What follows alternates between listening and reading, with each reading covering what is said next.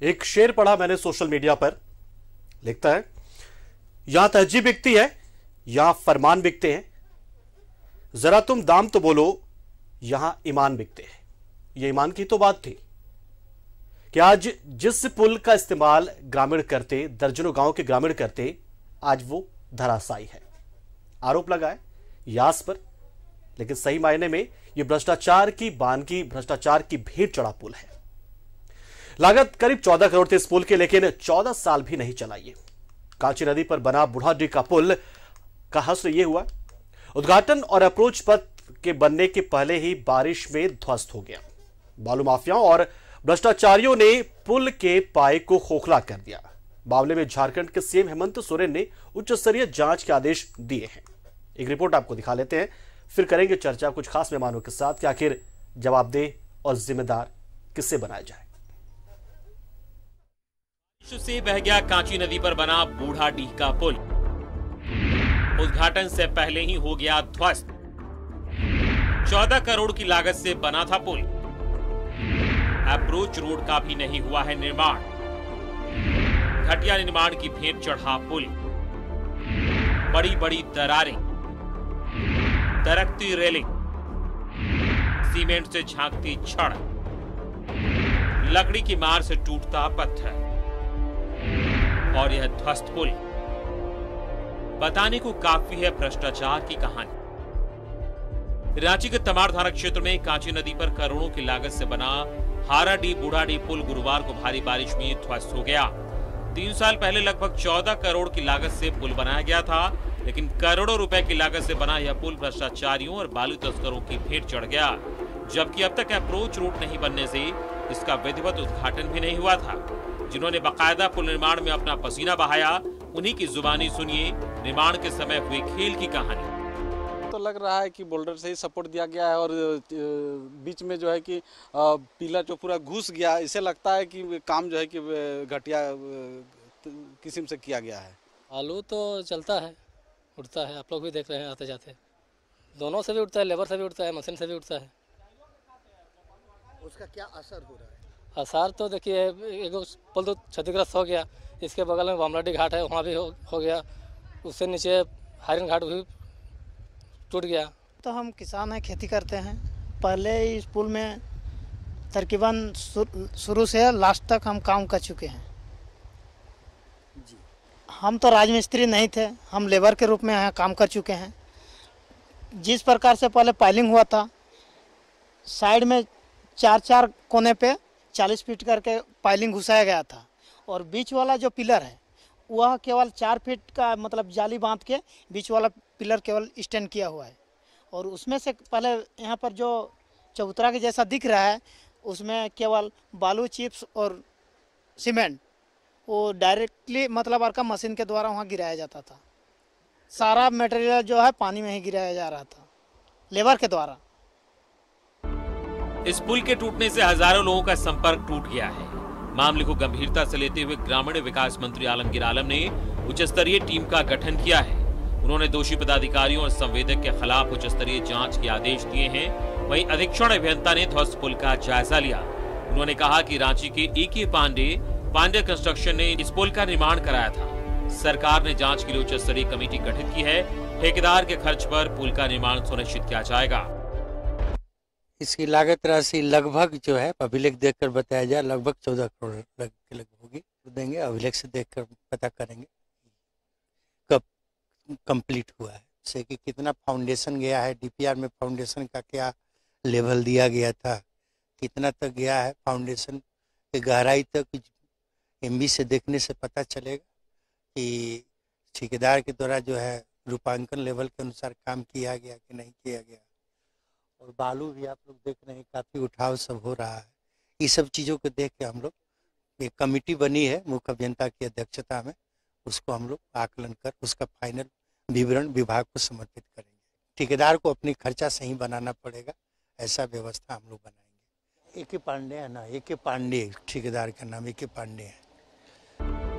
4 प्रखंडों को जोड़ने वाला पुल का उद्घाटन से पहले ही ध्वस्त हो जाना निर्माण कार्य से जुड़ी एजेंसी और अधिकारियों पर सवाल खड़े कर रहा है। इस पुल के मामले में यही ठेकेदार है जिसने भकुआडीह पुल का निर्माण कराया था। और कुछ ही दिनों बाद पुल ध्वस्त हो गया था। फिलहाल ठेकेदार सोनाहातू के गड़ाडीह से बंगाल के बाघमुंडी स्थित सारेहडी तक 2 राज्यों को जोड़ने वाली पुल का निर्माण कर रहा है। भ्रष्टाचारियों के खेल की अकेली गाथा नहीं। चक्रधरपुर के संजय नदी पर 4 करोड़ की लागत से बन रही पुलिया का ढलाई धंस गया है। यह इस पुल की पीड़ा नहीं बल्कि झारखंड का दर्द है जो भ्रष्टाचारियों और बालू माफियाओं ने दिया है, जिसका इलाज अब सरकार को कड़ाई से करना होगा। अलग झारखंड राज्य का गठन हुआ था एक खास सपने के साथ, सपना विकास, तरक्की और उन्नति का। लेकिन हमारा यह सपना वैसे ही चकनाचूर हो गया जैसे मेरे पीछे नजर आ रहा राज्य का ये सबसे लंबा और कीमती पुल। ये यूं ही होता चला गया ऐसा हरगिज नहीं है, बल्कि वो चंद लोग हैं जो निजी लाभ की खातिर हमारे सपनों के साथ खेलते रहे और हम झेलते रहे। कैमरा पर्सन सुशील के साथ आकाश भार्गव, न्यूज़ 11 भारत, तमाड़। तो इस रिपोर्ट को देखने के बाद वही बात खुलकर सामने आ गई कि यहां सब कुछ बिकता है। आप दाम तो बोलो, ईमान बिकता है। लेकिन ईमान किसके किसके बिके होंगे, कितने में बिके होंगे, यह सवाल बहुत बड़ा बन गया है। बड़ा इसलिए बन गया है क्योंकि दर्जनों ग्रामीण बहुत लड़ते हुए, बहुत दिनों की मांग के बाद इस पुल को पाते हैं। किस्मत बदलने वाली होती है, लेकिन अप्रोच रोड बना नहीं होता है और पुल ध्वस्त हो जाता है। यास तूफान आया जरूर, हो सकता है कि बनाने वाले, इस पुल के निर्माण करने वाले यही कहें कि तूफान की वजह से ये सब कुछ हुआ, लेकिन खेल इतना छोटा लग नहीं रहा है। ये बहुत बड़ा खेल है। ये पूरी तरह से भ्रष्टाचार की कहानी बयां करता हुआ पुल है जो पोल खुली है इस तूफान के दौरान। हम सीधा रुख करते हैं हमारे सहयोगी आकाश भार्गव का। पहले उन्होंने इस पुल का निरीक्षण किया है, इस जगह के निरीक्षण किया है और लोगों से बातचीत की है जो लगातार बहुत दिनों से इसकी मांग कर रहे थे। पुल बना लेकिन अब पुल से फिर से वंचित है। आकाश, हाई लेवल ब्रिज जब इसका निर्माण हो रहा था कितने खुश रहे होंगे ग्रामीण, स्थानीय लोग कि वर्षों की उनकी मांग, दशकों की उनकी मांग पूरी हो रही है। लेकिन अब यह पुल टूटा है और अब हाई लेवल जांच होगी। कितनी बड़ी विडंबना है ये। जी हाँ, निश्चित तौर पर इसे विडंबना ही कहा जाना चाहिए या इस राज्य का दुर्भाग्य कि 4 प्रखंडों के ग्रामीण पिछले कई दशकों से मांग कर रहे थे और उनके सपनों का यह पुल था। उनके इस पुल से होकर के वे नहीं गुजरते थे, वस्तुतः उनके सपने गुजरा करते थे जिससे वे पाने के लिए दिन रात लगे रहे। आखिरकार उन्हें यह सौगात मिली जरूर, लेकिन देखिए कि उद्घाटन से पहले ही पुल पूरी तरह से क्षतिग्रस्त हो गया। अब यह पुल, हालांकि हमारी बात जो है अधीक्षण अभियंता से भी हुई, उन्होंने कहा कि इसे ठेकेदार के ही कॉस्ट पर पुनर्निर्मित कराया जाएगा, लेकिन इसका कितना भी पुनर्निर्माण करा लिया जाए अब यह पुल कभी भी बेहतर नहीं हो सकता है, बन नहीं सकता है, क्योंकि यह पुल जो है अब दिव्यांग नहीं बल्कि अपंग शब्द का प्रयोग करें तो अपंग हो चुका है। और ये सारी कहानी भ्रष्टाचार की कहानी है। दरअसल पुल के निर्माण में ही गुणवत्ता का ध्यान बिल्कुल नहीं रखा गया। जो बिल्डिंग मटेरियल्स इस्तेमाल किए गए वो घटिया क्वालिटी के थे। आपको देखकर आश्चर्य होगा और आपने देखा भी होगा कि किस तरह से महज 8 मिलीमीटर के छड़ का इस्तेमाल इतने भारी भरकम पुल के लिए किया गया है जो लगभग 600 मीटर लंबा है और इस पर कुल लागत लगभग 14 करोड़ रुपए की आई और इसे AK पांडे कंस्ट्रक्शन ने निर्मित कराया था। ग्रामीण विकास विभाग की यह योजना थी। तो इस तरह से यहाँ पूरी तरह से जो है भ्रष्टाचार की गई। इसके अलावा बालू माफियाओं का भी पुल की इस अवस्था के लिए जिम्मेवारी तय होती है और होनी भी चाहिए, क्योंकि बालू माफियाओं ने NGT के तमाम गाइडलाइंस को धता बताते हुए, तमाम रूल्स रेगुलेशंस को धता बताते हुए बिना बंदोबस्ती के ही यहाँ से बालू का जैसे तैसे येन केन प्रकार अवैध तरीके से उत्खनन किया। लिहाजा बार बार नदी भी अपनी धारा बदलती रही। तो कांची नदी में सबसे ज्यादा बालू का उत्पादन होता है, बराकर और कांची नदी में, और कांची नदी के ऊपर निर्मित है पुल। एक जी पंकज, बिल्कुल। तो हम एक बार फिर से हमारे कुछ जो मेहमान हमारे साथ जुड़े हैं उनका हम उससे आपका तारुफ करा देते हैं। हमारे साथ प्रदीप सिन्हा फिलहाल जुड़ चुके हैं, बीजेपी से। और आकाश हमारे साथ जुड़े हमारे सहयोगी, और इस खबर को उन्होंने कवर किया है। प्रदीप सिन्हा जी के पास अब सीधा रुख करते हैं।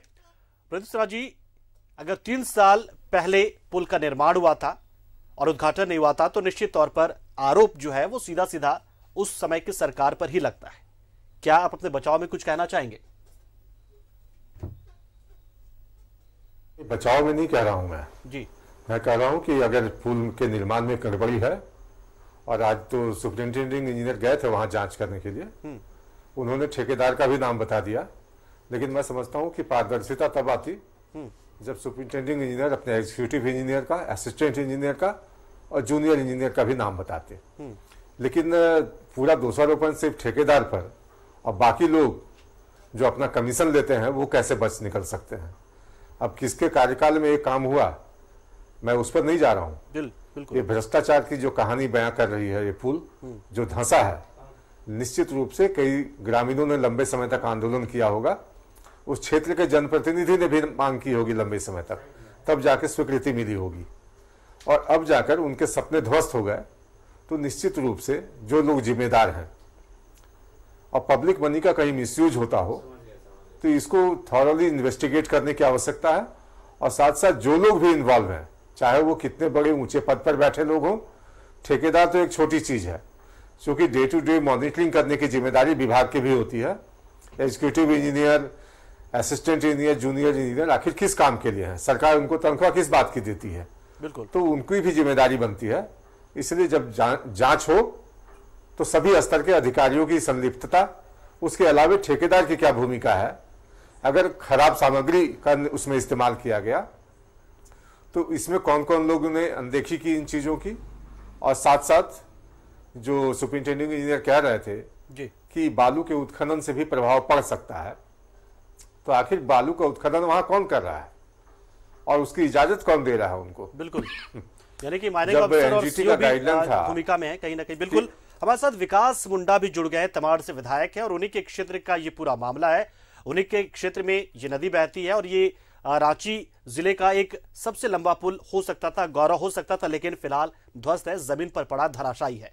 4-4 प्रखंड के लोगों को इसका फायदा मिलता, हल्का फुल्का मिल रहा था, लेकिन अप्रोच रोड नहीं बना था, इसलिए पूरी तरीके से इसका इस्तेमाल नहीं हो पा रहा था, और इसीलिए इसका उद्घाटन में नहीं हुआ था। विकास मुंडा चूंकि विधायक यहां के, इसलिए उनसे सवाल सीधा बनता है कि जब इसका निर्माण हो रहा था तो ग्रामीणों की ओर से जब हमारे संवाददाता ने बातचीत की तो ग्रामीणों ने भी कहा कि हां, अनियमितता बढ़ती जा रही थी।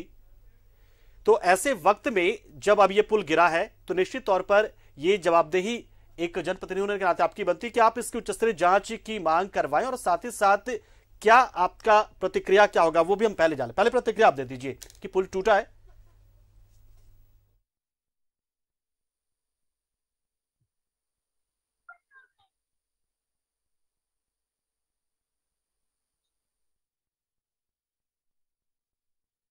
विकास जी, आप तक हमारी आवाज पहुंच रही है?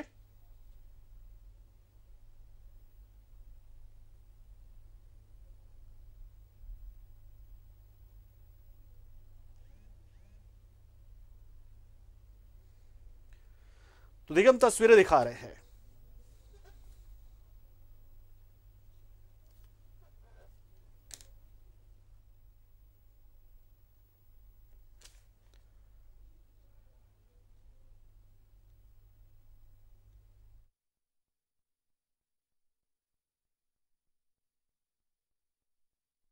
हमारे साथ विकास मुंडा भी जुड़ रहे हैं, जो तमाड़ से विधायक हैं, और आकाश हमारे साथ जुड़े हैं, प्रदीप सिन्हा जी हमारे साथ जुड़े हैं, बीजेपी से प्रवक्ता है।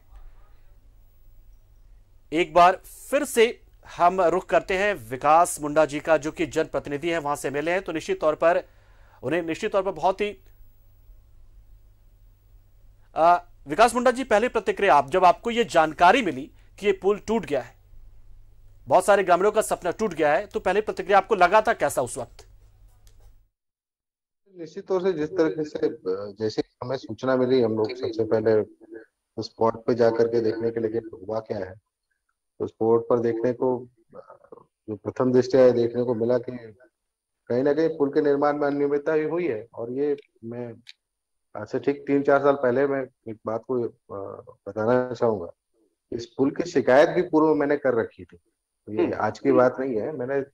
मेरे पिछले कार्यकाल में ही मैंने इस पुल के कार्यों को लेकर के शिकायत की थी और लिखित शिकायत हमने दी हुई। उसी समय हमने कहा था कि इस पुल के निर्माण कार्य में अनियमितता उस समय हो रही थी और उस अनियमितता की भेंट आज देखिए हम लोग को जल्दी देखने को मिल गया। और इसीलिए मैंने भी इसके उद्घाटन को लेकर के कई बार भी कहा गया, लेकिन मैंने साफ मना कर दिया था कि भाई जब तक पूर्ण रूप में इसकी जांच नहीं हो जाएगी तब तक इस पुल का उद्घाटन नहीं हमारे द्वारा तो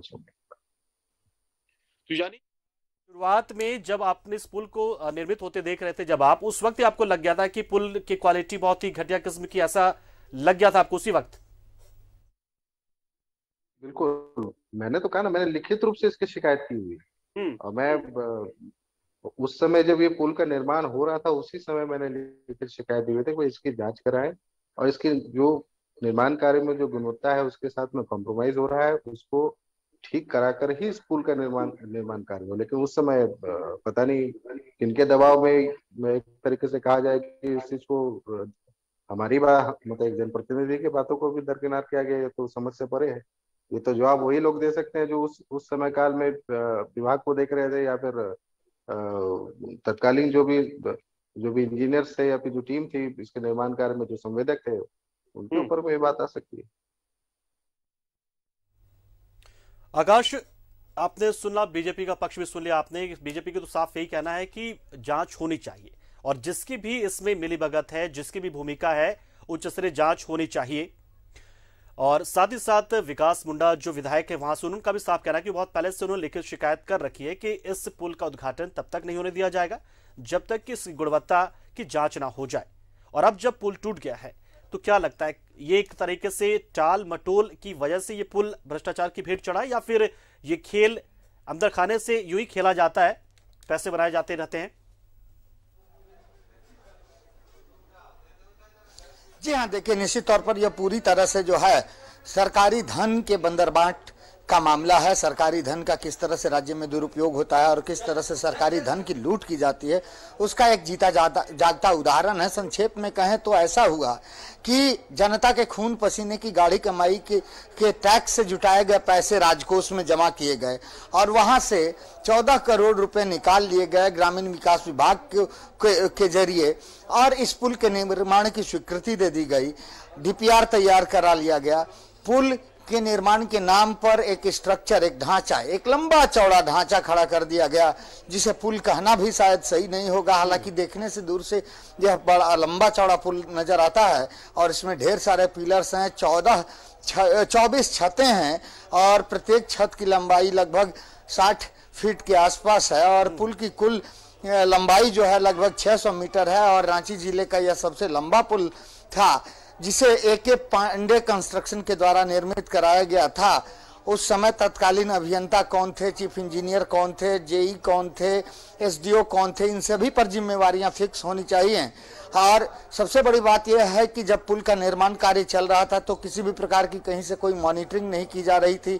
अभियंताओं का, जैसा कि ग्रामीणों के स्तर से जब मैं जानकारी दी गई कि अभियंताओं का कभी भी विजिट नहीं होता था, अभियंता कभी भी इस ओर झांकने नहीं जाते थे क्योंकि घर पर ही उनके हित की सारी सामग्रियां जो है उन्हें मुहैया करा दी जाती थी। लिहाजा वो वहां जाना मुनासिब नहीं समझते थे क्योंकि पैदल जाना पड़ता, धूप में जाना पड़ता, बारिश में जाना पड़ता, इसलिए उन्होंने अपने घरों से बाहर नहीं निकलना उचित समझा और ठेकेदार को इंस्ट्रक्शन था कि उनके हिस्से की राशि उनके घर तक पहुंचा दी जाए।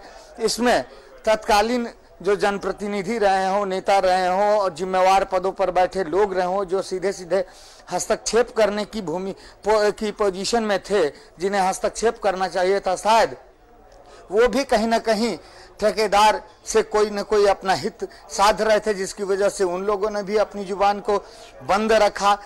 3 साल पहले ही इस पुल का निर्माण हुआ और आज तक अप्रोच रोड नहीं बन पाया, जिसकी वजह से 4 प्रखंडों के लोग इस पुल के बेहतरीन इस्तेमाल से मरहूम रहे और अब तक उन्हें जो कुछ मिला था वह भी उनसे छीन गया।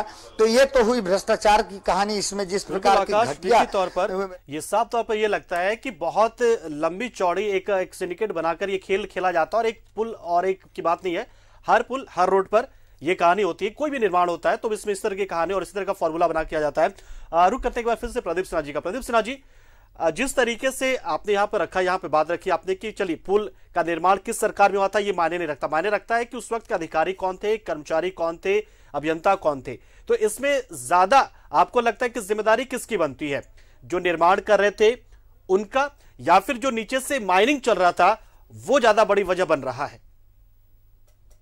इस पुल के ध्वस्त होने के पीछे खराब सामग्री का इस्तेमाल निर्माण के दौरान, गुणवत्ता से समझौता, या फिर अब जो माइनिंग चल रही थी खुलेआम वो?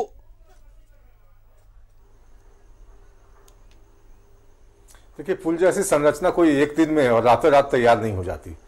जाहिर है समय लगा होगा बनने में, 8-10 महीने, 1 साल लगा होगा। और ग्रामीणों ने भी इस पुल के निर्माण के लिए आंदोलन भी किया होगा और जनप्रतिनिधि भी किया होगा, लंबे समय तक मांग की होगी उन लोगों ने। मैं एक बात पूछना चाहता हूं विकास मुंडा जी से कि अगर निर्माण के दौरान ही अनियमितता बरती जा रही थी, हो सकता है उन्होंने विभाग को पत्र लिखा हो, क्या ग्रामीणों के साथ उन्होंने कभी इस पुल के निर्माण में बरती जा रही अनियमितता के खिलाफ आंदोलन किया, आवाज उठाई, या मीडिया का ध्यान आकृष्ट किया कि इस तरह की जो लंबी पुल रांची जिले की बन रही है उसमें भारी अनियमितता बरती जा रही है? लेकिन अब जबकि पुल धंस गया परसों की बारिश में, तो मैं समझता हूं अब सारा ठीकरा ठेकेदार के माथे फोड़ने की तैयारी की जा रही है। लेकिन एक अकेले ठेकेदार की इतनी हिम्मत नहीं है कि इतनी बड़ी वो घपलेबाजी कर ले और इतनी अनियमितता करे कि आने वाले 2-3 साल में पुल धंस जाए। जाहिर है जिन लोगों पर जिम्मेदारी थी इस पुल के बढ़िया निर्माण की, लगातार मॉनिटरिंग की और सारी चीजें गुणवत्ता के अनुरूप उसमें लगे और निर्माण कार्य इस स्तर का हो कि आने वाले 25, 30, 40 वर्षों तक जनता की सेवा कर सके। बिल्कुल। तो आखिर उन लोगों को भी जवाबदेह मानने की आवश्यकता है।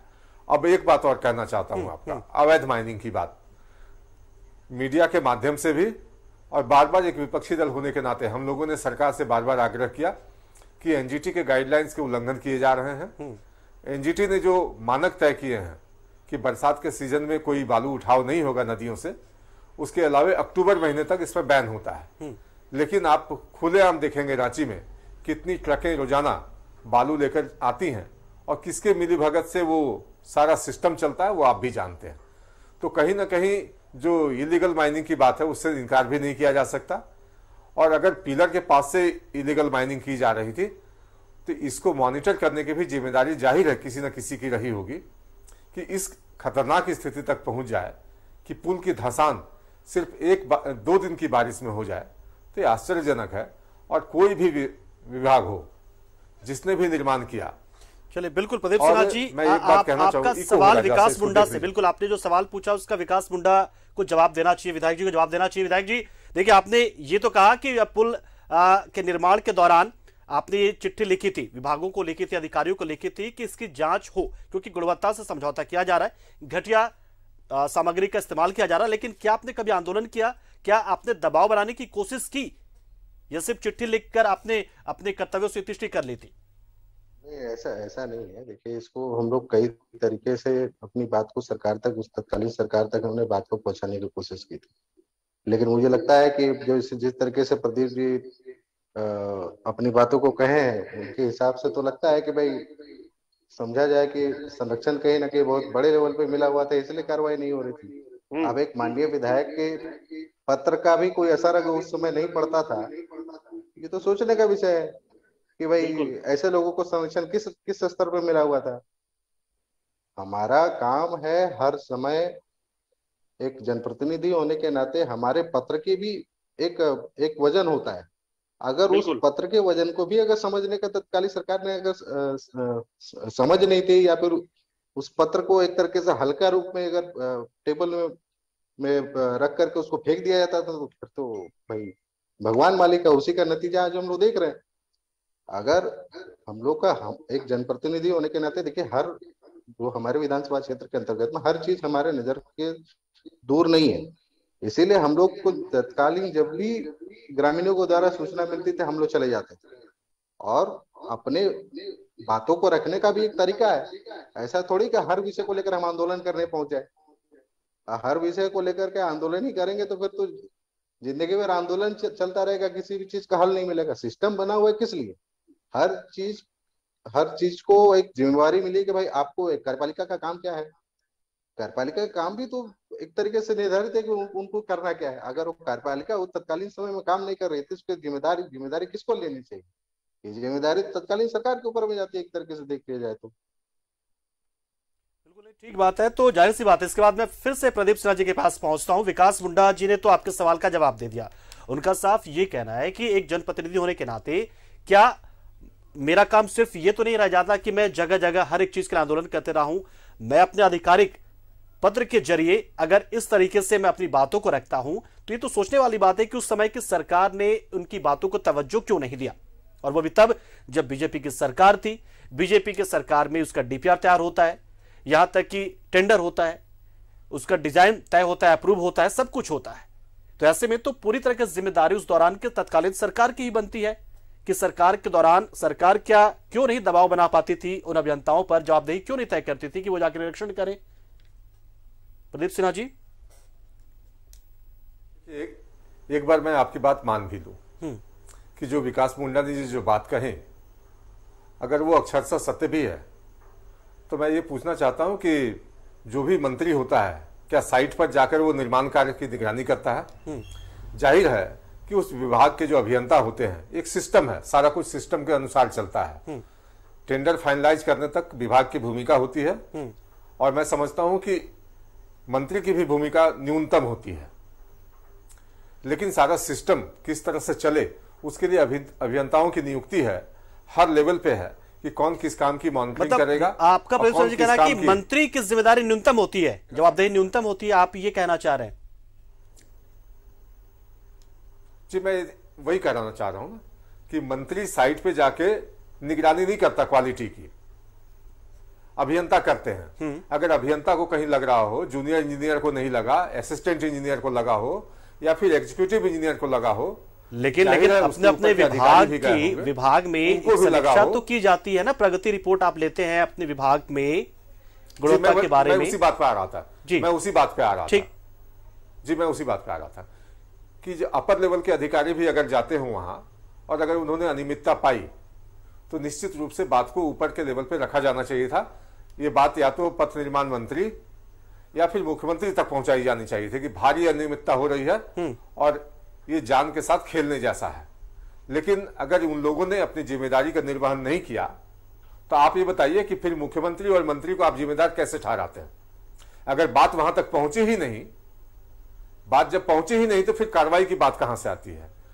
तो निश्चित रूप से जिन लोगों पर निगरानी करने की जिम्मेदारी है और अनियमितता की बात ऊंचे स्तर तक ले जाने की जिम्मेदारी है, जहां समीक्षा हो, कार्रवाई हो, उन लोगों ने अपने स्तर से अनदेखी की है। तो पहले तो आप उनकी भूमिका तय कीजिए, फिर इन्वेस्टिगेशन में जो लोग ऊंचे स्तर के लोग आते हो। मैं समझता हूं भारतीय जनता पार्टी कभी भी भ्रष्टाचार पर किसी का बचाव नहीं करती है, और हमेशा हमने इस बात को दोहराया कि जीरो टॉलरेंस की हमारी नीति रही है भ्रष्टाचार को लेकर। इसलिए इस सरकार को चुनौती है, इस सरकार को चुनौती देता हूं कि जांच कीजिए, निष्पक्ष ढंग से कीजिए। कई जांच इन लोगों ने बिठाए भारतीय जनता पार्टी की सरकार। बिल्कुल हम लेंगे इस सवाल का जवाब विकास मुंडा जी देंगे, लेकिन पहले आकाश के पास चलते हैं। आकाश, आप जब गए थे वहां पर तो प्रथम दृष्टया आपको क्या लगा? किस तरीके से उस पुल भ्रष्टाचार आपने महसूस किया? ग्रामीणों का क्या कहना था? और क्या ऐसा तो नहीं था कि यहां पर जैसे आपने बताया कि 60 छतें उसमें है, बहुत सारे पिलर्स हैं, तो ऐसा तो नहीं है कि इसका जब टेंडर हुआ होगा तो उसका पेटी कॉन्ट्रैक्ट पर काम चल रहा होगा, पेटी कॉन्ट्रैक्ट या सबलेट करके काम चल रहा होगा अलग अलग हिस्से का? क्या कुछ ऐसी जानकारी भी मिली वहां पर? जी देखिए, इस संदर्भ में किसी प्रकार की कोई जानकारी नहीं मिल पाई। हालांकि अधीक्षण अभियंता वहां मौजूद थे जो जांच के लिए पहुंचे हुए थे, लेकिन उन्होंने साफ शब्दों में कहा कि अभिलेखों को देखने के उपरांत ही वे कुछ भी कह पाएंगे। लेकिन सबसे बड़ी बात यह है कि ये वही ए.के. पांडे कॉन्ट्रैक्टर हैं जिनके द्वारा भकुआडीह पुल का निर्माण कराया गया था, जो निर्माण कराए जाने के साथ ही ध्वस्त हो गया था। और अब बूढ़ाडीह का पुल का उदाहरण सामने है, और इन्हीं ए.के. पांडे को जो है गड़ाडीह पुल का टेंडर मिला हुआ है, जिसका निर्माण कार्य चल रहा है, जो पश्चिम बंगाल के बाघमुंडी को झारखंड के सोनाहातू प्रखंड से जोड़ने का काम करेगी। तो आने वाले दिनों में ये एके पांडे कंस्ट्रक्शन कंपनी, जिसके हाथ शायद कितने लंबे हैं मुझे नहीं पता, बिल्कुल क्या क्या खेल दिखाने वाली है। अभी इसके लिए उस इलाके के लोगों को और ज्यादा इंतजार करना होगा, क्योंकि अभी खेल खत्म नहीं हुआ है, बल्कि खेल बदस्तूर जारी है। और इस खेल में सारे लोग संलिप्त हैं और कहीं न कहीं जनप्रतिनिधियों की भूमिका भी संदिग्ध नजर आती है, जिन्होंने या तो खामोशी से या फिर कुछ बोलकर, नहीं बोलकर जो है अपने कर्तव्यों को से इतिश्री कर ली। पंकज, चलिए बिल्कुल आकाश और प्रदीप सिन्हा जी, आपका शुक्रिया, आप लोग हमारे साथ जुड़े। लेकिन विकास मुंडा जी, आप हमारे साथ बने रहिए, अभी कुछ और खास मेहमान भी हमारे साथ जुड़ रहे हैं ताकि इस चर्चा को हम आगे बढ़ाएं। और यहां पर हम एक छोटे से ब्रेक के लिए रुकते, लेकिन विकास मुंडा हमारे साथ, विधायक जो है तमाड़ के, वो हमारे साथ बने हुए, साथ ही कुछ और नए मेहमान जुड़ेंगे ब्रेक के उस पार हमारे साथ। लेकिन फिलहाल प्रदीप सिन्हा जी आपका शुक्रिया, आकाश भार्गव हमारे साथ जुड़े, आप शुक्रिया। और एक छोटे से ब्रेक के लिए रुकते हैं, इस चर्चा को हम जारी रखेंगे। आखिर भ्रष्टाचार करने वाला है कौन, कौन कौन इस पुल के पीछे खेल में शामिल है।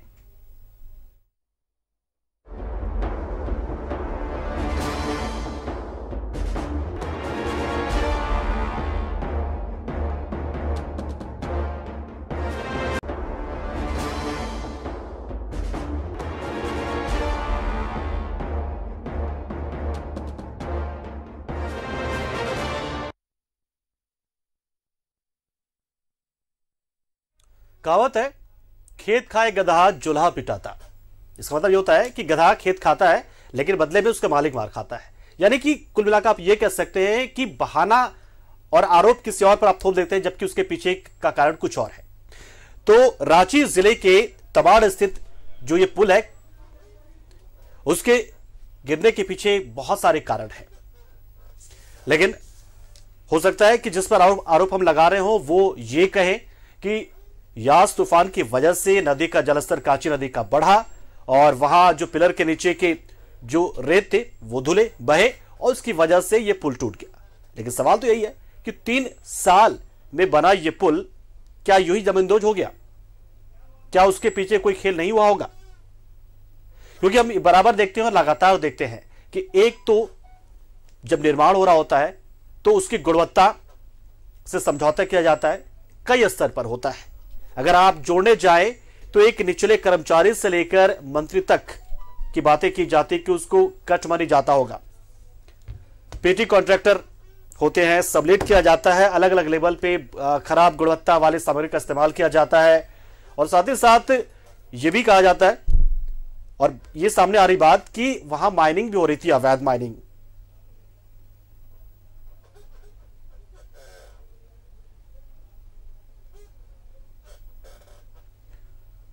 और चलिए इसी मुद्दे पर हम इस चर्चा को आगे बढ़ाएंगे। अब मंत्री आलमगीर आलम ने उच्च स्तरीय जांच के आदेश दे दिए हैं और हमारे साथ विकास मुंडा जो कि तमाड़ से विधायक हमारे साथ बने हुए, उसके अलावा 2 और नए मेहमान हमारे साथ जुड़ रहे हैं। लाल किशोर शाहदेव कांग्रेस से हमारे साथ जुड़ रहे हैं और सरोज सिंह बीजेपी की ओर से हमारे साथ जुड़ गए हैं। तो हम चर्चा जो कर रहे हैं कि यह पुल बना, 14 करोड़ की लागत आई, 3 साल पहले बनकर तैयार हुआ, अप्रोच रोड नहीं बन पाया और इसलिए उद्घाटन नहीं हो पाता, लेकिन उससे पहले कि इसका परिचालन शुरू होता, उद्घाटन होता, यह पुल धराशायी हो चुका है, यानी कि पानी में बह चुका है। ब्रेक से पहले विकास मुंडा बार बार उंगली उठा रहे थे, शायद बीजेपी के आरोपों का जवाब देना चाह रहे थे।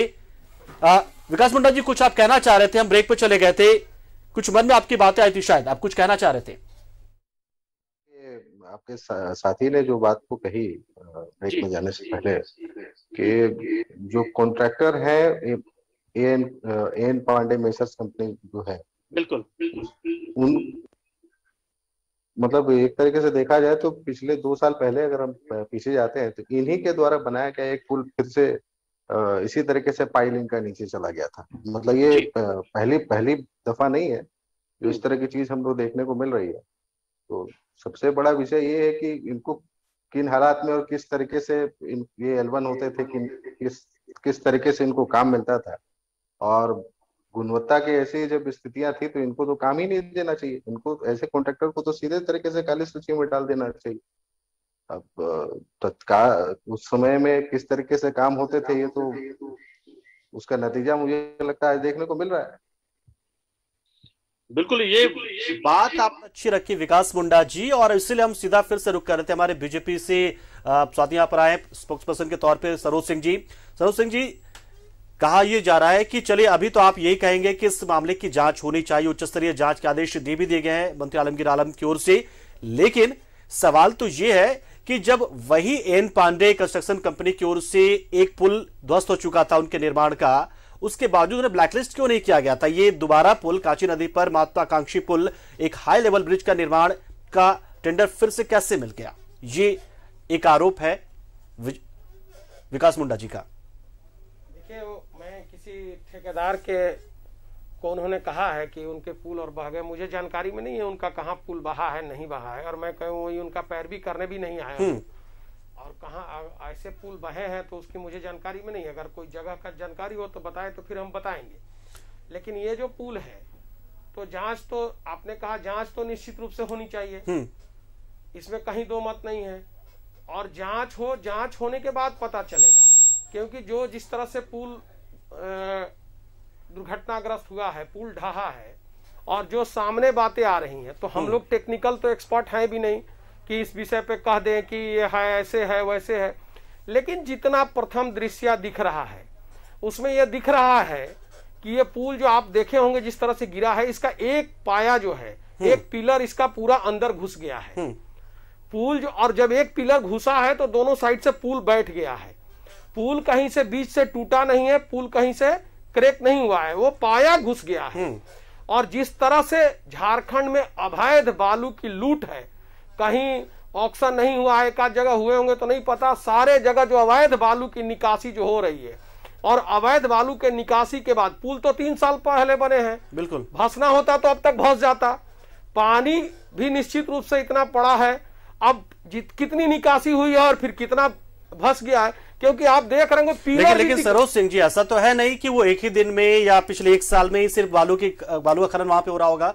बालू का खनन तो लगातार चल रहा था, क्योंकि सिस्टम आपने लोगों ने डेवलप नहीं किया था शायद पुराने सरकार में, और आज नहीं सह पाया, जब वहां चीजें निकल गई तो गिर गया पुल। देखिए, एक बात बता दें, चलिए आपका ठीक है, आपने बहुत ही अच्छा रखा है, यहाँ पे तर्क रखा है, मैं बता दूं आपको, आप एक चीज बालू का खनन हो रहा था। नहीं, आप एक चीज देखिए ना, बालू का खनन हो रहा था तो इतनी बारिश नहीं आई ना। 91 के बाद, आज मैं अखबार में आप लोगों ने ही छापा है और आप लोगों ने दिखाया है, 91 के बाद 1.52 मिलीमीटर वर्षा जो 91 में हुआ था, 72 मिलीमीटर 90, मतलब जैसे देखिए सरोज जी, एक चीज प्रदीप सिन्हा जी जुड़े थे, उन्होंने कहा कि सिर्फ एक ठेकेदार को क्यों आप दोषी ठहरा रहे, तमाम इंजीनियर्स जो थे, कर्मचारी अधिकारी सब दोषी हैं। अब आप जुड़ रहे हैं तो आपका कहना है कि अवैध खनन की वजह से हुआ। हमने कहा कि अवैध खनन को, यानी कि को वैध करने के लिए कोई सिस्टम डेवलप नहीं किया, पुरानी सरकार से लगातार चल रहा है, तो आप कह रहे हैं बारिश। मेरी बात तो पूरी सुन लीजिए, जब पूरी बात सुन लीजिए ना, मेरा कहने, हम तो बात अभी कह ही रहे हैं तो आप प्रति प्रश्न कर रहे हैं, तो मैं बता दूं आपको, 91 के बाद यानी 30 साल लगभग हो गए, वो लोगों ने कहा कि मई में इतनी बारिश जो है कभी नहीं हुई होगी, जो 1.152 मिलीमीटर 152 मिलीमीटर वर्षा हुई, अवैध उत्खनन हो रहा था, इतनी भारी बारिश हुई कि बह गया पुल। मैं ये नहीं कह रहा हूं, मैं तो कह रहा हूं कि जांच हो, ठेकेदार हो, अफसर हो, जो भी दोषी हो, जिन पर भी, सब पे कार्रवाई होनी चाहिए। लेकिन मैं ये बता रहा हूं कि एक कारण, बड़ा कारण वो है, इसलिए मैं उसकी चर्चा किया, मैं दूसरे कारण पे फिर आता। आप देखिए, लेकिन सरोज जी, ऐसा तो नहीं कि बारिश सिर्फ कांची नदी में की वजह से बारिश हुई और उफान वहां पे था, और भी पुल गिरते, लेकिन आप इसको मान लीजिए कि सारे पुल पुलिया का जो निर्माण हुआ है हजारों, वो सब मजबूत हैं, अच्छे हैं, भ्रष्टाचार नहीं हुआ है। अगर कहीं नहीं बहा है तो, एक तो ये बहा है तो उसके पीछे क्या कारण है, उसकी जांच होनी चाहिए। तो मतलब ये 14 करोड़ को हम माफ कर दें, लापरवाही माफ कर दी जाए? अरे हम माफ करने के लिए कहा क्या, हमने माफ करने के लिए कहा क्या, हम तो कह रहे कार्रवाई हो ना। आए दिन रोज भू माफिया जो है पत्थर बालू कोयला बेच रहे हैं, और इतनी बालू की निकासी हुई है, और बालू आप देखिए, आप एक चीज देखिए, लाल किशोर शाहदेव जी उंगली उठा रहे हैं। लाल किशोर शाहदेव जी, आप कुछ कहना चाह रहे हैं? देखिए, मैं काफी देर से पंकज जी चर्चा सुन रहा हूं, और बड़ा ही हास्यास्पद बातें भारतीय जनता पार्टी की ओर से आ रही है। प्रदीप सिन्हा जी कुछ कह के गए, और सरोज जी कह रहे हैं गिरा है पुल, और ये लोग बालू खनन की बात कर रहे हैं। अरे इसमें तो सीधे तौर पर पूर्वोत्तर सरकार दोषी है। कार्रवाई होनी चाहिए तत्कालीन ग्रामीण विकास मंत्री नीलकंठ सिंह मुंडा पर, रघुवर दास जी पर। कौन है ये जितेंद्र दास जो तत्कालीन कार्यपालक अभियंता थे, जवाहर गुप्ता कौन है, ये तमाम लोग जो मॉनिटरिंग करने के लिए थे। पुल के पास एक ग्रामीण खड़ा हो करके और डंडा से उसको ऐसे ठेल रहा और झड़ रहा है पूरा। आप बताइए कोई कंक्रीट का ढलाई इस तरह से लकड़ी के डंडा से गिराया जा सकता है? माननीय विकास सिंह मुंडा जी विधायक जी ने कहा कि मैंने समय समय पर चीजों से अवगत कराते रहा, तो बहुत ही हास्यास्पद टिप्पणी आई भारतीय जनता पार्टी की ओर से। आपने कोई आंदोलन किया? अरे भ्रष्टाचार में अखंड में डूबे हुए थे आप लोग, आपकी पूरी सिस्टम फेल थी। ये तो पुल गिर गई, हंगामा हो रही है। ये पिस्का मोड़ से जो सड़क बनी है कुड़ू तक, पिस्का मोड़ से जो सड़क बनी है बेड़ो तक, वो तो अभी बन के तैयार हुई है, उसकी तो अभी जांच की आदेश दिया है माननीय मुख्यमंत्री ने। जब एक तरफ से आपके क्रियाकलाप की जांच होती है तो आप सवाल उठाते हैं, कानून के ज्ञाता बन जाते हैं। अभी रघुवर दास जी पर जांच बैठा है तो बोल रहे हैं उन पर कानून कार्रवाई नहीं बनती है। अरे तो सब चीज आप कैसे कह रहे हैं? आपको तो तत्काल आप बन के पुल तैयार हुआ। और सबसे बड़ी बात तो जो अधीक्षण अभियंता वहां गए वो कह रहे हैं कि जो हमारे संवेदक हैं उनके कॉस्ट पे दोबारा ये बनाया जाएगा। अरे सबको जेल जाना चाहिए, आप बोल रहे हैं वो बनाएगा। एक जब पुल उनका बना हुआ पहले गिर गया, दूसरा पुल अभी गिर गया, आपने पूरा भुगतान कर दिया। और रांची जिला के लिए ये सबसे लंबी और बड़ी पुल थी जिसमें 26 पिलर थे। और ऐसी परिस्थिति किशोर सहदेव जी, सरोज जी आपका जवाब देना चाह रहे हैं। सरोज जी इस पर कुछ जवाब देना चाह रहे हैं। नहीं, वो साफ साफ होनी चाहिए कि कौन अधिकारी है। माननीय ग्रामीण विकास मंत्री अब जवाबदेही तय करने की बात आ गई है। कुछ नाम ले लिया है नेतृत्व में। सरोज जी कुछ नाम इन्होंने रखा है, जैसे कुछ जवाहर जी हैं, कोई इनका नाम रखा है उन्होंने, तो इनकी जवाबदेही तय होनी चाहिए। अब कुछ आपका जवाब जो था आप रखिए। अब आप देखिए, ये इतना लंबा लंबा भाषण दे रहे हैं, हम एक लाइन इनसे पूछना चाहते हैं। चलिए ठीक। किसकी सरकार है? अगर अभियंता प्रमुख वहां जाके बयान दे रहा है तो किसकी सरकार है? और किसने इन्हें रोका है कार्रवाई करने के लिए? अगर रघुवर जी दोषी हैं कि मंत्री दोषी हैं कि अधिकारी दोषी हैं, इनको रोका है क्या कोई? क्यों नहीं कार्रवाई कर रहे? और कितने लोग कार्रवाई सामने आएगा आप देखिएगा। इनको किसने रोका है? लेकिन फिर आप आरोप तो लगाने लग जाते हैं। देखिए, राजनीति से प्रेरित आरोप लगाए जा रहे हैं, विद्वेष में आरोप लगाए जा रहे हैं। ऐसा है ना सर, कार्रवाई तो शुरू किए तो कार्रवाई शुरू किए तो आप कानून बताने लगे। आप बोल रहे थे तो हम बीच में तो नहीं एक बार भी बोले क्या? शुरू किए तो कानून बताने लगे। अरे आप बताइए ना, बाबूलाल जी क्यों चुप हैं? अरे आप चुप रहिएगा तब तो हम बोलेंगे। इसके कंप्लेन करता थे वो चुप क्यों है? सहदेव जी आप चुप रहिएगा तब तो हम बोलेंगे। अरे ये तो भगवान का देन है, ऊपर वाला का हम शुक्रिया अदा करते हैं। जान माल की क्षति नहीं हुई, वरना कितने लोग हताहत हो जाते, कितने लोग उसमें हताहत हो जाते। आज तो शुक्रिया अदा करना चाहिए कि कोई हताहत नहीं हुआ।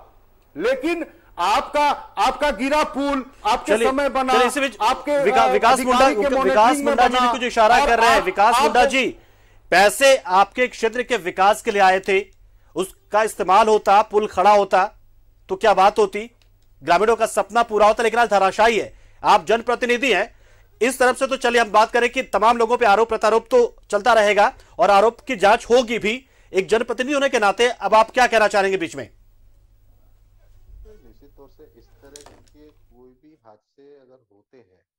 तो ये कहीं ना कहीं बहुत निराशाजनक प्रतीत भी होता है। निराशाजनक इसलिए है कि किसी भी डेवलपमेंट वर्क के लिए मेरा एक मानक मापदंड ये है, अगर वो अच्छी गुणवत्ता के साथ में हो तो लोगों को और आम जनता को उसका पूरा लाभ मिलता है। लेकिन अगर उसकी गुणवत्ता में कमी रह जाती है तो ये एक हम सबके लिए बड़ा चैलेंज है कि आम जनता को इससे अगर निराशा अगर इस तरह के हादसों से मिलती है तो कहीं ना कहीं ये हम सबके लिए, पूरे व्यवस्था के लिए एक बहुत बड़ा चैलेंज है कि इस तरह के लोगों को हम लोग आइडेंटिफाई करके उनके ऊपर सख्त से सख्त कार्रवाई करके एक ऐसा एग्जाम्पल हम लोग प्रस्तुत करें कि आने वाले समय में इस तरह की हरकतें करने वाले लोग और जो भी इसके पीछे संलिप्त लोग हैं, मैं किसी एक व्यक्ति एक व्यक्ति के कारण तो ये सब चीजें हुई नहीं होंगी, निश्चित तौर से पूरा एक समूह ही होगा, एक ऑगस्ट ही काम कर रहा होगा। सारे समूह में काम करने वाले लोगों को मुझे लगता है कि आइडेंटिफाई करके एक मिसाल प्रस्तुत करना पड़ेगा हम सभी को, कि आने वाले समय में ऐसी चीजों को सोचने वाले की भी रूह कांपे। सरोज सिंह जी, देखिए विकास मुंडा जी जनप्रतिनिधि हैं, उन्हीं के क्षेत्र में ये हादसा हुआ है और इसलिए उन्होंने बीच में इशारा किया, तो मैं लगा कि उनकी बात सुन लेनी चाहिए। अब अपने बात को दोबारा से रख सकते हैं, क्योंकि यहाँ पर किशोर शादव जी का साफ कहना है कि आपकी सरकार थी, तमाम लोग आपके थे, तो फिर ऐसा कैसे हो गया? उनका तो सीधा सा आरोप यही है। देखिए, हम अगर इस पुल के ठेकेदार को अगर प्रोटेक्ट करेंगे, कहेंगे नहीं बढ़िया था, अभी के सरकार दोषी है, तो कहीं ना कहीं उसको बचाना होगा। आप बोलिएगा कि उसको बचा रहे हैं। मेरा क्लियर कट कहना है कि पहले तो इसमें जो जांच हो और जो दोषी हो, अगर पुल बनाने वाले का दोष हो तो पुल बनाने वाले को जेल भेजिए, अधिकारी को तो सबसे पहले भेजिए अगर दोषी हो तो।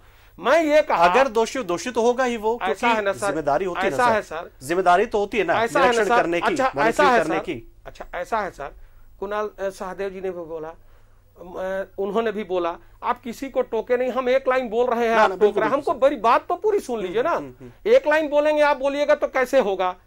देखिए, मेरा कहना यह है कि वो पुल जिसका भी जिम्मेवारी हो, लेकिन मैं एक बात बता दूं, झारखंड में हजारों पुल पुलियों का निर्माण हुआ, रोड बना, सब कुछ बना। अभी कुणाल जी भाषण दे रहे थे, अरे भाषण क्यों दे रहे हैं ना, कार्रवाई करिए ना।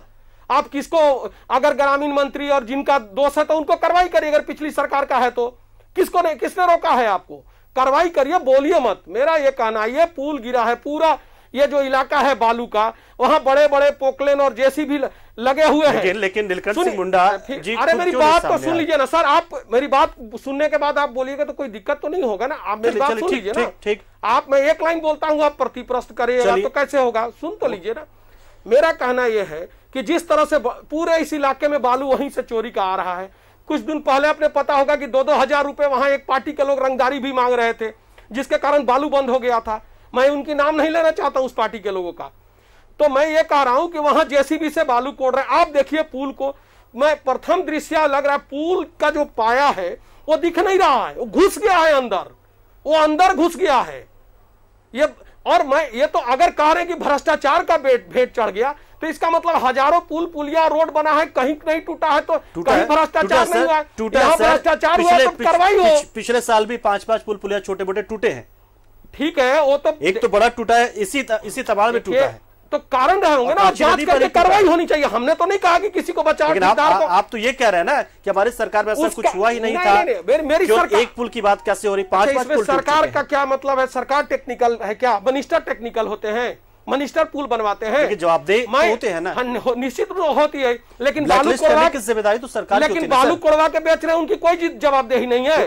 पूरा झारखंड के पत्थर लोहा बिक्री हो रहा है, कोई जवाबदेही नहीं है। आप ही लोग दिखा रहे हैं, उनकी कोई जवाबदेही नहीं है। अगर रोड बना हुआ है, चलिए बालू खनन की बात आप कर रहे हैं बार-बार, अगर बालू खनन का एक वैध सिस्टम बना होता तो आशा खनन भी नहीं हो रहा होता। गनीमत है। सुनिए, ये लोग जो लंबा जो भाषण दे रहे हैं, जो ये लोग की भ्रष्टाचार, ये भ्रष्टाचार का जननी है ये सरकार। चारों तरफ जहां उठाइए भ्रष्टाचार है, दूसरा कुछ है नहीं। सरकार में हुआ क्या? खनिज लूट और ट्रांसपोर्ट पोस्टिंग के अलावा हो क्या रहा है? ये लंबा भाषण देंगे। गनीमत है। देखिए, मैं ये कह रहा हूं कि आपकी सरकार है, जो दोषी है उसको तुरंत तत्काल कार्रवाई करिए ना, सामने ले आइए ना। कैसे आपका अभियंता प्रमुख आप ही कह रहे हैं कि जाके बयान दे रहा है कि हम उसी ठेकेदार से बनवाएंगे? पहले कार्रवाई करवाइए ना। पहले आप, अभी हमारी सरकार है क्या? आप ही ना अभी कहा ना, तो क्यों दीपापोती वो कर रहे हैं? क्या छुपाना चाह रहे हैं? ये बताइए ना। इस हाई लेवल पुल के, उच्च स्तरीय पुल के गिरने के बाद उच्च स्तरीय जांच की जो अनुशंसा कर दी गई है, तो कैसे हिम्मत की है जाकर के, जो बता रहे हैं अभी हम तो नहीं सुने, वही बता रहे हैं कुणाल जी की अभियंता प्रमुख या जाकर के ऐसा बयान दिया, कैसे हिम्मत की है? किशोरनाथ शाहदेव कुछ कह रहे हैं। जी किशोर जी, देखिए आपको छोड़ दिया उन्होंने कि आप छूट है, आप जांच कर सकते हैं।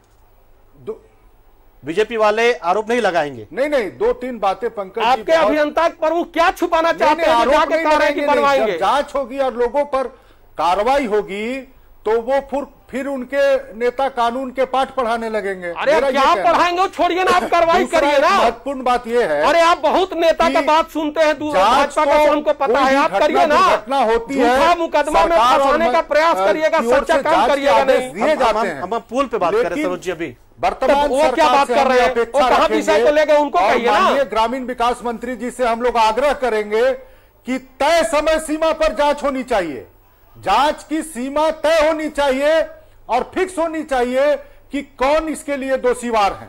पूरी सरकार और आप पुनः जो है उससे हम लोग अपनी ओर से जो कहना होगा सरकार के समक्ष वो जरूर कहेंगे कि उसकी क्षतिपूर्ति उनसे ली जाए और फिर दोबारा उस पर काम कराया जाए। यहां भारतीय जनता पार्टी के लोग जो उनके कार्यकाल में निर्मित चीजें हैं वो ध्वस्त हो गए और वो कह रहे हैं, गनीमत है कि भारतीय जनता पार्टी के प्रवक्ता ये नहीं कहे कि पानी बह रहा था इसीलिए पिलर गिर गया। अरे वो तो नदी में ही बना हुआ पिलर है, पुल है, उसी काम के लिए उसको बनाया गया है। किशोर जी, विकास मुंडा जी कहीं जाने वाले हैं तो उनसे एक सवाल ले लेते हैं। एक जनप्रतिनिधि है विकास मुंडा जी, आप, नीलकंठ सिंह मुंडा अभी तक आए नहीं सामने, क्या उनकी जवाबदेही नहीं बनती थी जब उनके कार्यकाल में सब कुछ हुआ था? एक तो उनके क्षेत्र का मामला भी कहीं ना कहीं से है, ये साथ ही साथ जवाबदेही भी उनकी बनती है, लेकिन वो सामने नहीं आए और मंत्री नहीं देखता है। आप जनप्रतिनिधि होते तो क्या आप इस तरह चुप्पी साधे रहते विकास मुंडा जी? नहीं, ऐसा नहीं है। देखिए, मुझे जब भी, मैंने तो पहले ही कहा कि जिस पुल के संबंध में मैंने पूर्व में भी संबंधित विभाग के उच्च पदाधिकारियों को मैंने इसकी जानकारी दी। वर्तमान समय में भी जैसे पता लगा कि पुल का पाया गिर गया है, मैं सबसे, कोई नहीं पहुंचा था, सर्वप्रथम मैं ही वहां पहुंचा। ये देखिए, जवाबदेही सभी को लेना पड़ेगा और तत्कालीन मुझे लगता है कि माननीय ग्रामीण विकास मंत्री को आगे आकर के अपने पक्ष तो रखना चाहिए, क्योंकि पक्ष सभी पब्लिक डोमेन में चीजें रहती है, तो पक्ष रखने में मुझे लगता है कि किसी तरह के कोई संकोच नहीं होना चाहिए। अगर किसी व्यक्ति के ऊपर कोई बात आता है तो मुझे लगता है कि उसको सामने आकर के बात को रखना चाहिए, और बात रखने में मुझे नहीं लगता है किसी को संकोच करने वाली कोई बात है। क्योंकि आज के वर्तमान समय में देखिए, मूल्यांकन तो सभी का होता है, पहले और किए हुए कामों का ही मूल्यांकन होता है। अभी जो वर्तमान चीजें चल रही हैं, कल आज हमारा कार्यकाल चल रहा है, आने वाले भविष्य में हम लोग जो करके जाएंगे, कहीं कुछ होगा तो मूल्यांकन तो हमारा भी होगा निश्चित तौर से। इसलिए बहुत आवश्यक है कि जिम्मेवारी लेना और जिम्मेवारी लेकर के उन चीजों को अच्छे तरीके से सफलीभूत करना बहुत जरूरी है आज के समय में। बहुत बहुत शुक्रिया विकास मुंडा जी, हमारे साथ जुड़े, आप कीमती समय दिया, कुछ वक्त की कमी थी आपके पास, आप हमारे साथ कंटिन्यू नहीं है। एक बार फिर से सरोज जी के पास चलते हैं। सरोज जी, देखिए साफ ये हो गया कि आप पूरी तरह से सहयोग करेंगे जांच में, ये तय है, मानकर चले हम? जांच के लिए कह रहे हैं, हम क्या सहयोग करेंगे? लेकिन आपकी शुरुआत ही ऐसी हुई थी ना कि एक ठेकेदार को नहीं सहयोग करेंगे क्या? हम थोड़े पुल बनवाएं कि हम सहयोग करेंगे? सरकार सहयोग करे और जो अधिकारी हैं जो पुल बनवाए उनको उन पर कार्रवाई हो। क्योंकि आपको पता है मंत्री पर कार्रवाई हो जाए, राजनीतिक दबाव का आरोप तो पार्टी लगाती है ना कि राजनीतिक विद्वेष से प्रेरित होकर सरकार जांच कर रही है, तो ये तो आरोप नहीं लगाएंगे आप? देखिए, जब राजनीतिक विद्वेष से जब आप कार्रवाई करिएगा, लेकिन यहाँ तो पुल गिरा है, जब राजनीतिक विद्वेष से कार्रवाई करिएगा तो फिर आरोप तो लगेंगे, आरोप लगेंगे कि नहीं लगेंगे? लग रहा है आपको? एक चीज हमको है, अब रघुवर जी पे आरोप लगा है, तो अब बार वो कह रहे हैं कि रघुवर जी पे आरोप लगा है। रघुवर जी पे पुरानी सरकार में की बात हो रही है। वो जो जिस विषय पे वो कह रहे थे उस पे हम कह रहे हैं कि आप कह रहे हैं कि आरोप लगा है, तो आप कहते हैं कि गलत है। अब एक चीज बताइए कि कहीं ऐसा सुने हैं क्या कि किसी को हम मारे नहीं और हम पर 302 लग गया? निर्मला देवी वोट दे रही है कांग्रेस को, वो वहां पर कांग्रेस के एजेंट को दिखा के दे रही है, और रघुवर जी हॉर्स ट्रेडिंग करा रहे हैं। जब हॉर्स ट्रेडिंग हुआ ही नहीं, जब वो वोट दी ही नहीं, तो फिर कार्रवाई किस बात का? तो ये तो, और धारा भी लग गया, जबकि टेक्निकल कानूनन धारा लगा भी नहीं सकते। तो जब इस तरह की कार्रवाई होगी तो कहेंगे ही, बोलेंगे ये तो चलिए, वो तो पता नहीं आप लोगों ने सही में कार्रवाई करिएगा, कौन रोका है? आप लोग तो ऐसी धारा लगा के, और आज कुणाल जी यहाँ बोल के जा रहे हैं ना, मैं भी आपके चैनल में बोल के जा रहा हूँ, कहे ना कि लेकिन यही तो समय सीमा तय हो। यही तो बीजेपी होती है जो चंद्रा लिंडा को ऐसी धाराओं में अंदर करवाती है कि वो वंचित रह जाते हैं चुनाव देने से। जो है ना, उस वक्त उनको भी पता है पुल गिरने का कारण कुछ नहीं होने वाला है। पुल गिरने का कारण कुणाल जी को भी, सादेव जी को भी पता है कुछ नहीं होगा। एक लंबा लंबा यहाँ बोल रहे हैं, हम आपको बता रहे हैं। ठीक है सरोज जी, एक क्योंकि समय की थोड़ी कमी है, अब एक बार लाल किशोर शाहदेव जी से भी पूछ लेते हैं कि देखिए, राजनीतिक विद्वेष से होकर तो जांच नहीं करेंगे यहाँ पर, ये बात आप साफ कर सकते हैं यहाँ पर, क्योंकि आलमगीर आलम जो मंत्री है उन्हीं की ओर से जांच के आदेश दिए गए हैं, तो कांग्रेस देखिए मैं पंकज जी बताना चाहता हूं कि यह घटना बहुत ही दुर्भाग्यपूर्ण है और इस घटना ने पिछली सरकार जो माननीय रघुवर दास जी के नेतृत्व वाली सरकार थी, उसमें सरकार अधिकारियों की और जो हमारे इंजीनियरिंग सेक्शन के लोग थे, जो हमारे संवेदक थे, उन लोगों की मिली जुली की पूरी तरह से ये घटना ने पोल खोल के रख दिया है। ऐसी परिस्थिति में माननीय हमारे मंत्री ग्रामीण विकास के आलमगीर आलम जी ने उच्च स्तरीय जांच का आदेश दिया है, जिसमें हमारे 3 जो पथ निर्माण के अभियंता प्रमुख हैं, भवन निर्माण के मुख्य अभियंता हैं संजय जी, और कई लोग, एक लोग और अभियंता, मुख्य अभियंता के स्तर के हैं। तो ये टेक्निकल लोग हैं जो इसकी जांच करेंगे। अब हमारी भूमिका पार्टी की ओर से ये होगी कि हम चाहेंगे, माननीय मंत्री जी से आग्रह करेंगे कि आप टाइम फिक्स कीजिए, बिल्कुल, कि कितने समय में ये जांच कंप्लीट होगा, और जांच के उपरांत ये एक आप उदाहरण प्रस्तुत करिए ताकि इस तरह की गड़बड़ी लोग ना कर सके, ना करें, और इसमें जो निर्दोष है वो भी ना फंसे। ये बात भी सुनिश्चित करनी होगी कि राजनीतिक विदेश से होकर सभी लोगों को लपेटना भी नहीं होगा, ये भी सुनिश्चित करिएगा आप। चलिए ये तो तय है कि इस चलिए बिल्कुल किशोर शाहदेव जी बहुत बहुत शुक्रिया, सरोज सिंह जी बहुत बहुत शुक्रिया। निश्चित तौर पर आरोप प्रत्यारोप लगेगा, लेकिन असली बात सामने निकल कर आएगी जब बहुत ही संतुलित तरीके से और उच्च स्तरीय जांच होगी और पारदर्शी तरीके से जांच होगी। आप दोनों का बहुत बहुत शुक्रिया, और तब जनता को लगेगा कि हाँ चलिए, पैसे तो हमारे गए, लेकिन जिन पर आरोप है वो कम से कम जेल जाए और उनसे पैसे रिकवरी हो। बहुत बहुत शुक्रिया हमारे साथ जुड़े आप लोग, और फिलहाल स्पेशल में इतना ही, लेकिन खबरों का सिलसिला न्यूज़ भारत पर चलता रहेगा। नमस्कार।